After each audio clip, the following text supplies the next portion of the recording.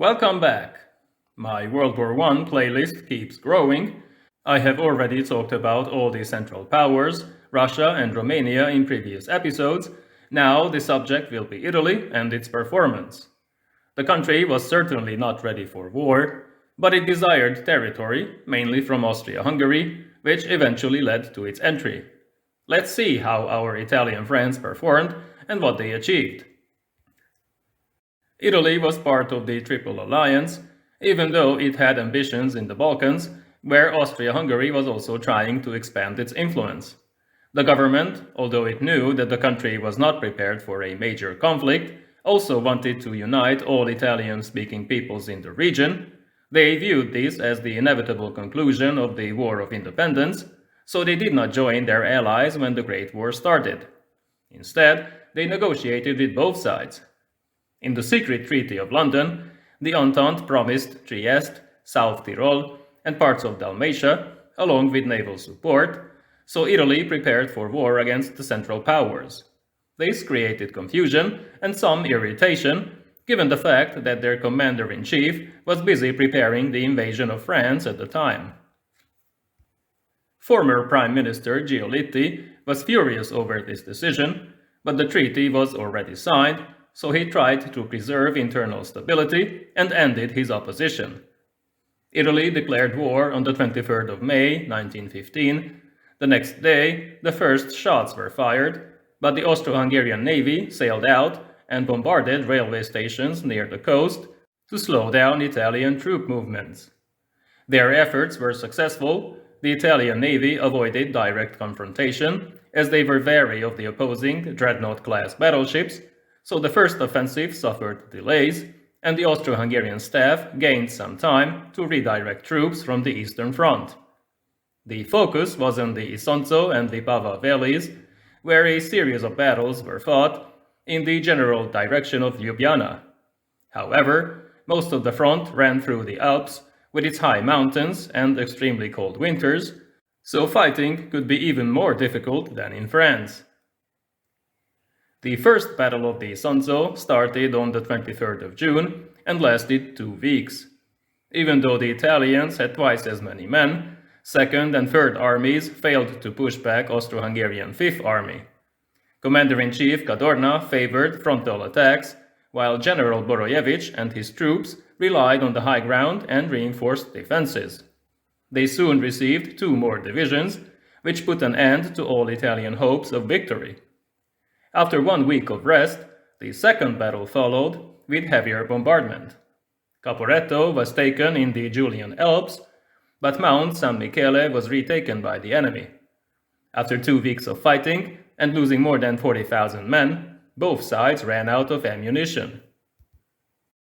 The third battle started in October, with even heavier bombardment, but the main goal, the town of Gorizia, was not reached because Borojevic displayed tactical brilliance and organized his troops effectively. Reinforcements from the Eastern and Balkan fronts arrived just in time, but a fourth battle soon followed in November. A series of bloody attacks were launched.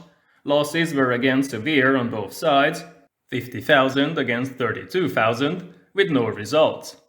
Due to the cold winter, the fifth battle followed months later, in March 1916, with 8 new Italian divisions, but only Mount Sabatino could be taken. What's more, the Italians had to ask Russia to tie down more enemy troops on its own border.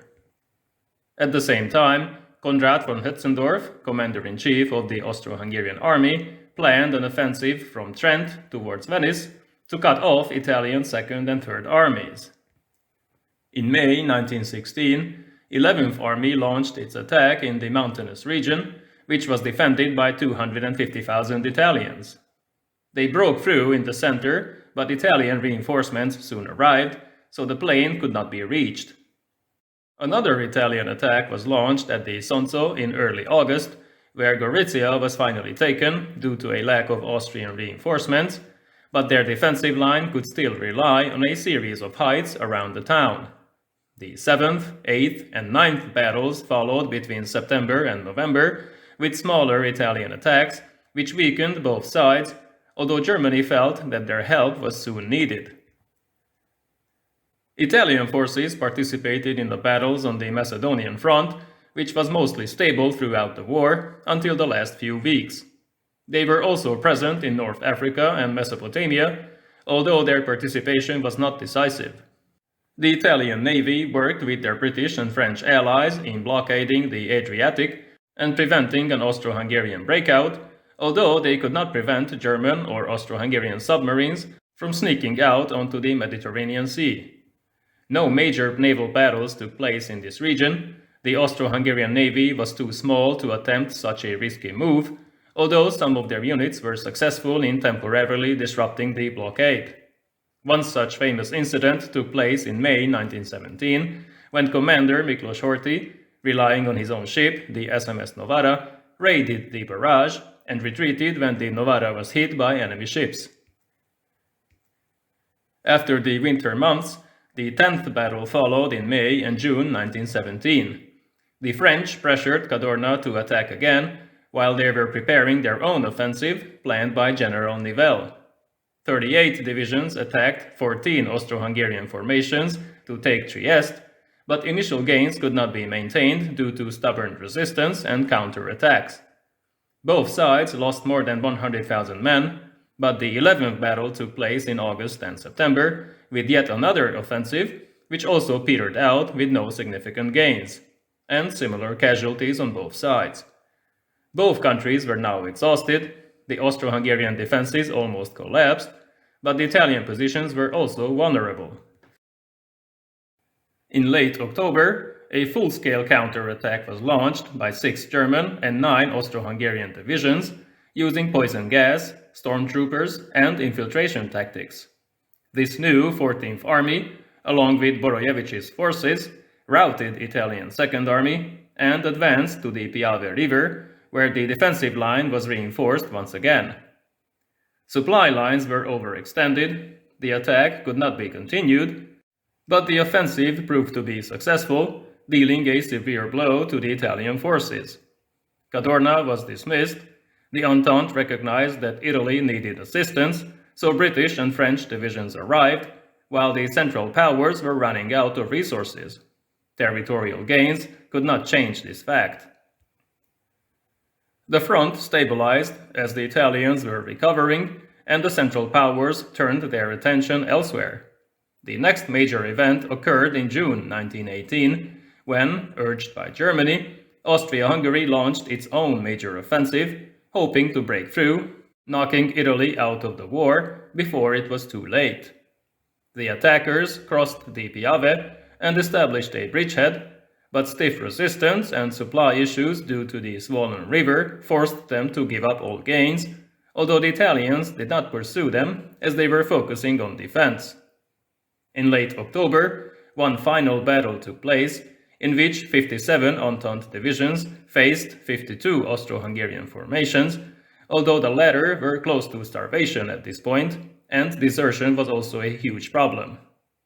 After a few days of heavy fighting, the Italians approached Vittorio, then advanced beyond the old Austrian lines. Austria-Hungary asked for armistice. It was signed on the 3rd of November, and even though it was supposed to become effective 24 hours later, the army was already disintegrating, resulting in a chaotic retreat.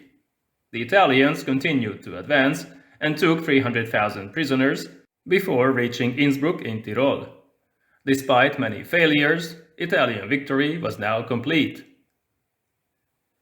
The Paris Peace Conference did not satisfy Italian demands. The outcome was soon called mutilated victory. Italy did get South Tyrol, Trieste, and parts of Dalmatia, but not the northern part of this region, nor Fiume. Several governments fell until a fascist takeover took place in 1922, but I have already talked about that in another video. Thank you for watching. See you next time.